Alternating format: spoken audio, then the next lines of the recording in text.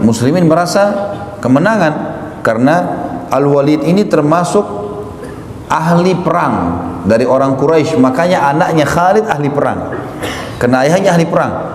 Dan Khalid bin Walid termasuk sahabat yang bisa berperang karena badannya, postur tubuhnya tinggi sekali, mirip seperti Umar, duduk di atas kuda kakinya bisa sampai ke tanah, menjepit perut kuda dengan kedua kakinya, kemudian memegang pedang dengan dua tangannya, dan bisa perang, bisa melawan musuh dengan dua pedang kiri kanan.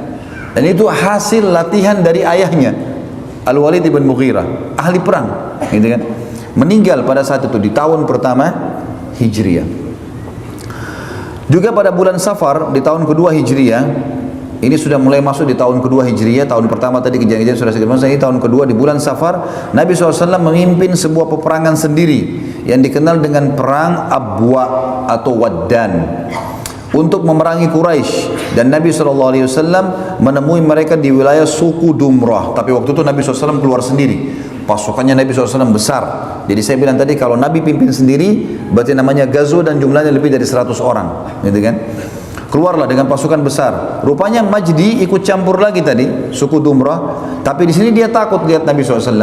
Maka dia meminta perdamaian antara dia dengan Nabi SAW. Damai ini, ya. Pada bulan Rabiul Awal, bulan ketiga dari tahun kedua, sekali lagi Nabi SAW keluar memimpin pasukan sendiri yang dikenal dengan perang Buat. Tentu tadi di perang sebelumnya Abwa atau Waddan tidak terjadi peperangan karena terjadi damai antara Nabi SAW dengan Majdi. Di bulan Rabiul Awal sekali lagi Nabi SAW memimpin sendiri pasukan di peperangan yang bernama perang Buat. Sejumlah 200 pasukan dengan tujuan menahan kafilah Quraisy yang terdiri dari 2.500 ekor unta dipimpin oleh Umayyah bin Khalaf. Tapi kafilah tersebut berhasil juga lolos setelah mendengar Nabi SAW mengejar kafilah. Pada bulan Jumadil Awal yang bernama, ya, juga terjadi peperangan, diberi nama dengan peperangan Ashirah, juga untuk menahan kafilah Quraisy dan negeri Syam, tepatnya di wilayah sama, suku lain lagi namanya suku Mudlij. Tapi kafilah Mudlij ikut campur dan akhirnya kafilah berhasil lolos, dan Mudlij meminta perdamaian dengan Nabi SAW, yang juga pada saat itu Nabi SAW memimpin langsung. Jadi sebelum perang Badar ini teman-teman, perang Badar kan aja tahun 2 Hijriah di bulan Ramadan, ya. Ini semua prosesi terjadi sebelum terjadinya perang Badar, karena banyak orang menganggap perang Badar perang pertama, padahal sebenarnya itu peperangan yang kesekian kali yang terjadi bersama Nabi SAW. Tapi memang yang terjadi kontak fisik itu di perang Badar. Nanti kita akan bahas masalah itu. Jadi semua kejadian-kejadian. Sekarang bulan Jumadil Awal, Nabi SAW keluar lagi dikenal dengan perang Ashirah, tapi juga sama bertemu dengan pasukan Nabi SAW dengan kafilah ini di suku Mudlij. Mudlij akhirnya meminta agar tidak jadi peperangan, damai dengan Nabi SAW. Dan Nabi SAW sempat duduk di suku Mudlij di wilayah itu selama sebulan untuk menunjukkan kekuatan muslimin dan memastikan Mudlij tidak berkhianat.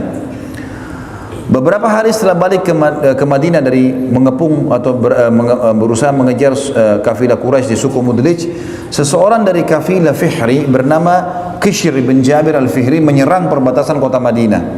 Ada satu suku Arab dari suku Fihri bernama Qishr, ya, bin Jabir al-Fihri menyerang perbatasan kota Madinah, dan mereka merampok kurma dan membunuh seorang dari Ansar.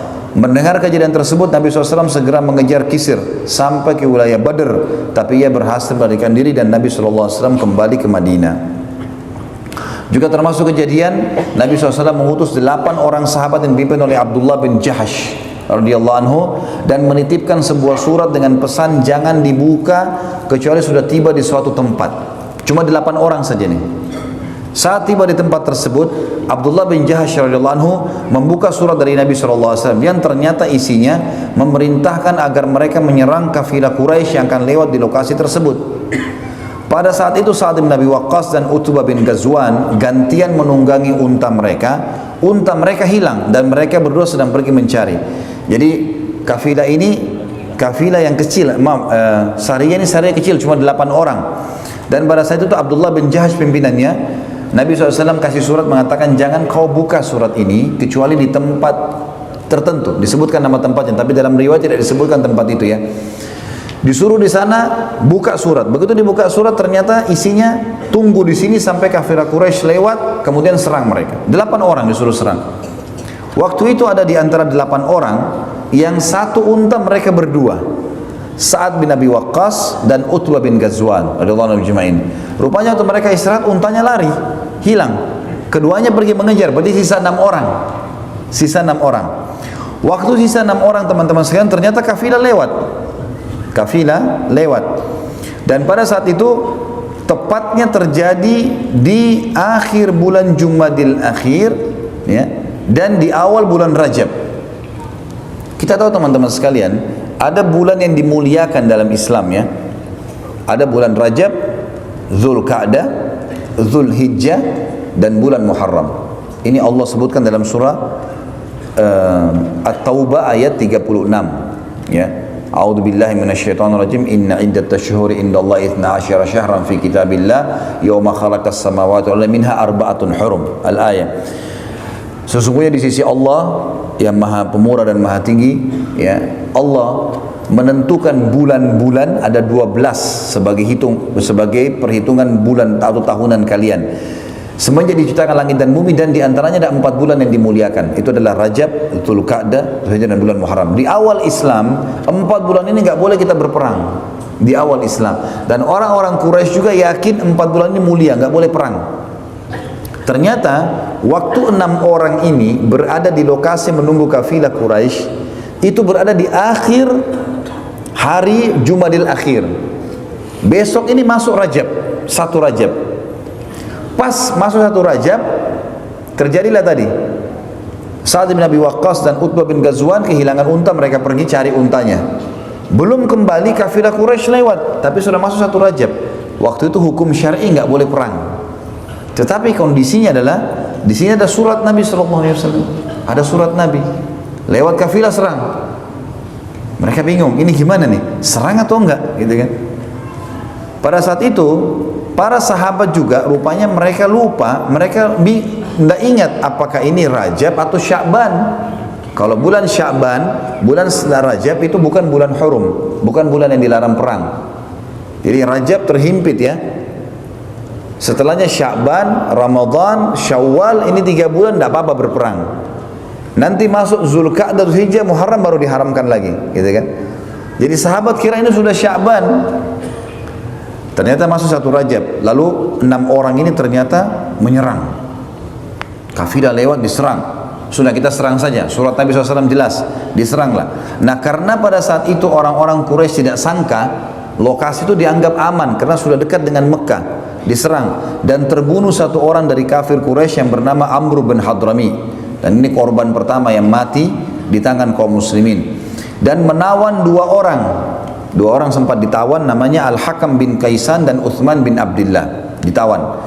Dan yang lain sempat melarikan diri, serta ke-6 orang tersebut berhasil merebut semua kafilah.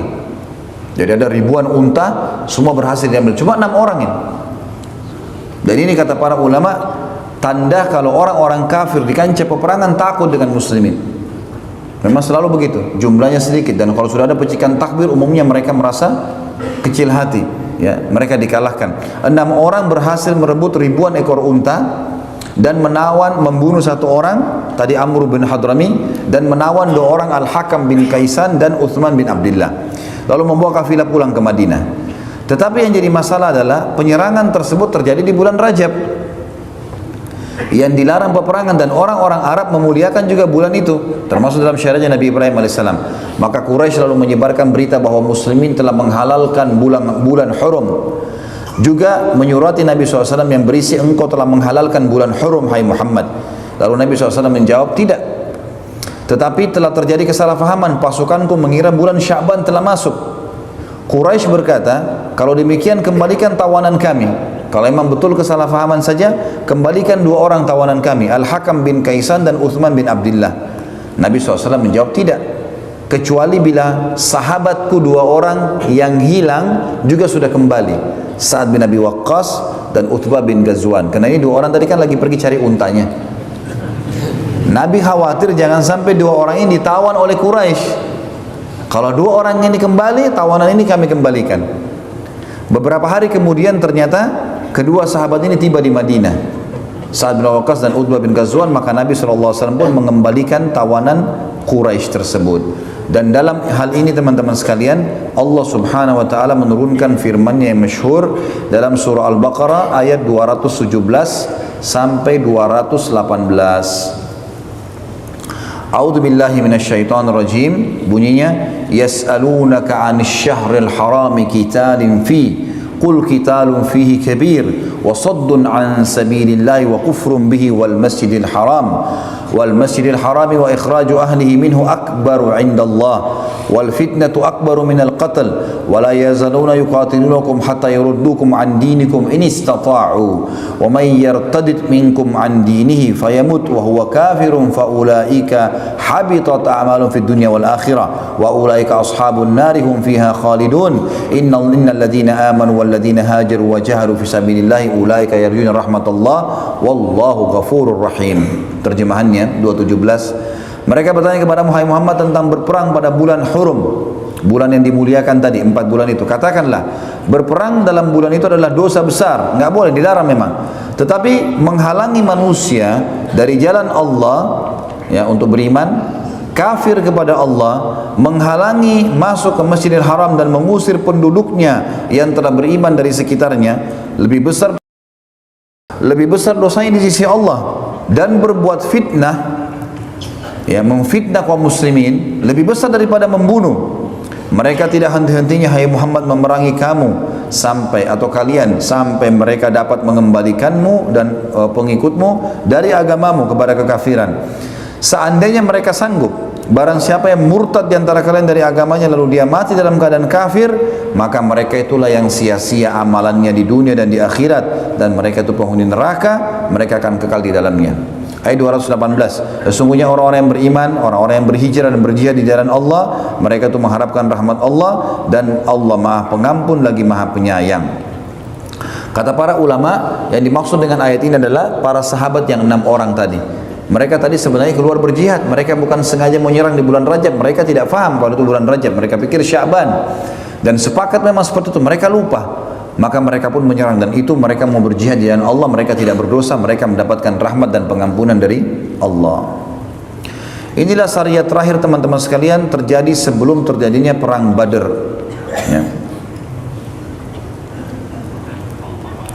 Termasuk kejadian sebelum perang Badr adalah di awal tahun kedua Hijriah, pengalihan kiblat yang tadinya menghadap Baitul Maqdis ke Masjidil Haram. Ini penutupan bahasan kita tentunya.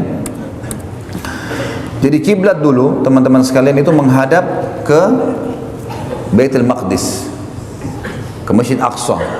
Yahudi Nasrani juga menjadikan itu sebagai kiblatnya, dan sampai sekarang mereka menjadikan sebagai kiblatnya. Nabi SAW waktu di Mekah, kalau sholat mencari sisi Ka'bah, yang beliau sholat menghadap Ka'bah, menghadap Baitul Maqdis, karena beliau berharap sekali memang Ka'bah menjadi kiblat kembali seperti di zamannya Ibrahim alaihissalam, di awal-awal bangun Ka'bah gitu kan. Karena awalnya begitu, nanti di zaman Musa, di zaman Isa alaihissalam baru teralihkan ke Baitul Maqdis. Jelas Nabi SAW lakukan itu, tapi berharap supaya Ka'bah bisa jadi kiblat. Sampai hijrah ke Madinah, tersebar isu yang tidak enak nih. Dari siapa? Dari orang-orang Yahudi. Mereka bilang Muhammad tuh karang-karang agamanya. Buktinya mereka juga muslimin sholat menghadap sama kiblat kami. Al-Quran itu juga dicomot-comot saja. Ayat Taurat, ayat Injil disatuin jadi Al-Quran. Jadi ini nggak benar. Buktikanlah hai orang-orang Arab, suku-suku Arab disebarin berita kalau Muhammad hanya mencontohi kami. Buktinya sholatnya menghadap ke Baitul Maqdis. Maka selalu Nabi SAW waktu itu menengadah wajahnya ke langit, selalu melihat ke langit. Harapannya Nabi SAW supaya Ka'bah kiblat dialihkan, jangan lagi ke Baitul Maqdis, supaya menutup syubhatnya dan fitnahnya orang-orang Yahudi. Terus saja Nabi SAW berharap kepada Allah sampai akhirnya Allah Subhanahu wa taala menurunkan firman-Nya dalam surah Al-Baqarah, surah nomor 2 ayat 144. Dan ini penutupan bahasan kita tentunya pada pagi ini. Bunyinya a'udzubillahi minasyaitonir rajim, Al-Baqarah 144, qad nara taqalluba wajhika fis sama' falanuwalliyannaka qiblatan tardaha fawalli wajhaka syatral masjidil haram wa haitsu ma kuntum fawallu wujuhakum syatrah wa innal ladzina utul kitaba la ya'lamuna annahu al-haqqu min rabbihim wa ma Allahu bighafilin amma ya'malun. Satu ayat ini artinya, sungguh kami sering melihat mukamu menegadah ke langit, hai Muhammad. Jadi Nabi SAW setiap mau pergi masjid lihat ke langit, berharap Allah pindahkan kiblat ke Ka'bah. Lalu maka sungguh kami akan memalihkan kamu ke kiblat yang kamu sukai. Mulai sekarang palingkanlah mukamu ke arah Masjidil Haram, dan di mana saja kamu berada palingkanlah mukamu ke arahnya. Dan sesungguhnya orang-orang Yahudi dan Nasrani yang diberi Alkitab, Taurat dan Injil memang mengetahui bahwa berpaling ke Masjidil Haram adalah benar dari Tuhan mereka, dan Allah sekali-kali tidak lengah dari apa yang mereka kerjakan. Ayat ini tentu mengandung banyak makna ya. Yang pertama, pengalihan kiblat ya, resmi pada saat itu pengalihan kiblat. Sampai ada satu suku yang kita kenal di Madinah. Suku ini kalau tidak salah namanya suku Amir. Suku ini lagi menghadap Baitul Maqdis, lagi sholat asar. Turun ayat ini di waktu sebelum sholat duhur. Nabi SAW sholat Masjid Aqsa, ke Masjid Haram, sementara orang-orang ini masih sholat di Masjid Aqsa. Dan utusan Nabi SAW datang ke tempat mereka setelah atau sementara mereka sholat asar. Gitu kan? Lalu pengutusan Nabi SAW teriak dari luar mengatakan, wahai muslimin, sesungguhnya kiblat telah dialihkan ke Ka'bah. Maka mereka pun akhirnya di 2 rakaat sholatnya ke Masjid Maqdis, 2 rakaat mereka sholat ke Masjid Haram. Maka dikenal dengan Masjid Kiblatain, masjid yang memiliki 2 kiblat. Juga di sini dikatakan Allah SWT pastikan kalau ahli kitab, teman-teman sekalian, sangat tahu kalau betul-betul ya Ka'bah itu rumah Allah. Dan Allah memastikan mereka ahli kitab tahu kalau itu betul petunjuk dari Tuhan. Pada saat itu teman-teman sekalian, akhirnya seluruh orang Yahudi terdiam dan mereka tidak bisa lagi menyebarkan fitnah. Dan pada saat itu pula Allah Subhanahu wa taala memastikan Ka'bah menjadi kiblat resmi muslimin sampai hari kiamat. Dan yang terakhir ada poin juga, kejadian terakhir sebelum perang Badar pada Ramadan tahun 2 Hijriah diwajibkan berpuasa Ramadan sebulan penuh. Dan Nabi SAW memerintahkan muslimin untuk mengerjakan puasa pertama dalam Islam, dan waktu terjadi perang Badar terjadi di bulan Ramadan, mereka sementara puasa. Dan insya Allah nanti malam kita akan bahas tentang perang yang mulia, kemenangan pertama Islam, yaitu perang Badar. Allahu a'lam.